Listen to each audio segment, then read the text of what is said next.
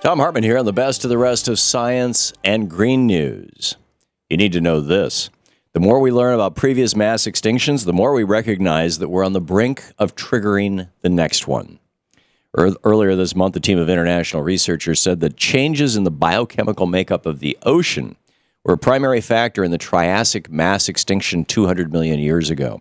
According to their study, which will appear in the upcoming edition of the journal Geology, the ocean around the supercontinent Pangaea became toxic because of oxygen depletion. Although previous studies have documented these toxic zones in shallow waters around the world, this study is the first to find evidence that these biochemical changes occurred on a grand scale.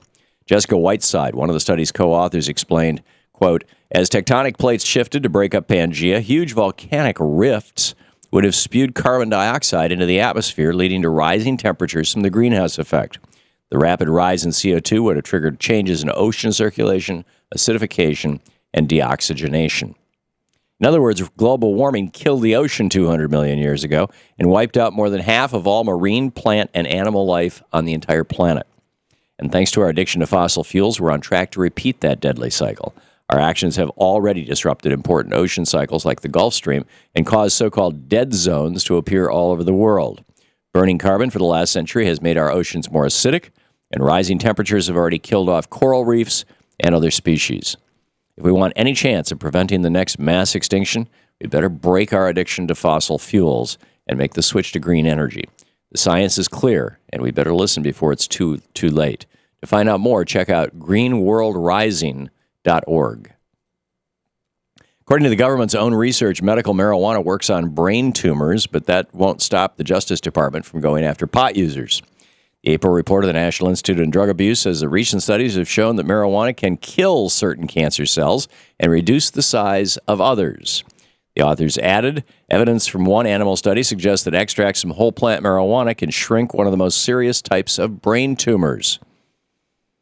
However, officials at the DOJ are pushing forward with prosecuting marijuana users, and activists are calling on President Obama and Eric Holder to rein in that agency. People should not be thrown in jail for using this natural medication, and we should be exploring new uses for pot, not limiting potential research. It's time for Congress to recognize the amazing benefits of this miracle drug and to put an end to marijuana prohibition. The American Legislative Exchange Council no longer wants to be known as a climate denier organization. This is a hoot.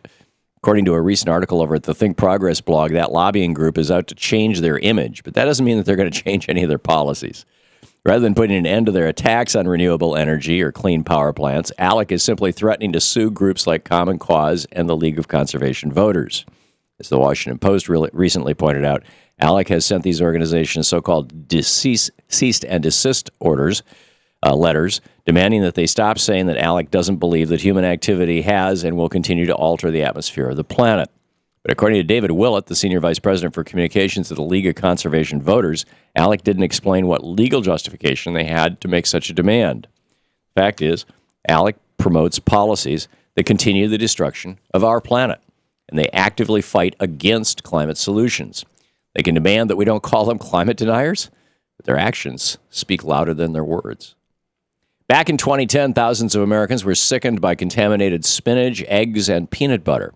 The outbreaks even resulted in several deaths, and they prompted Congress to pass the Food Safety Modernization Act.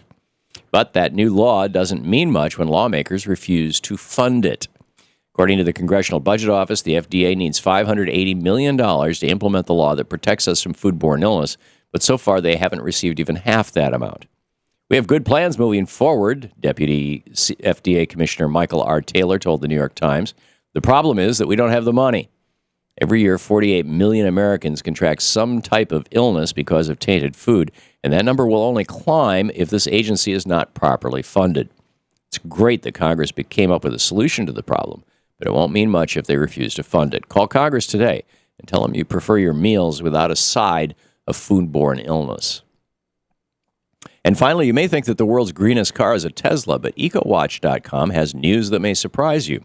This year's World Green Car Award went to the all-electric BMW i8. The international jury at the New York International Auto Show gave BMW the award based on the vehicle's lightweight construction, plug-in hybrid technology, and its sleek avant-garde design. Unlike the practical design of other electrical vehicles, the i8 looks more like a futuristic sports car than a Toyota Prius. According to BMW, it can go from 0 to 60 in under 5 seconds. However, it may take you a bit longer to pull together the funds to buy one. At a starting price of over $135,000, the fancy hybrid is way out of most people's price range, but the car will still inspire other manufacturers to enhance their designs. One expert said the BMW i8 gasoline hybrid looks so cool, it should be the icon for all green cars. Making the switch to green technology is imperative to the survival of our species, and when this design looks cool, we can still have a heck of a lot of fun going green. And that's the way it is for the week of April 13th, 2015. I'm Thom Hartmann on Science and Green News.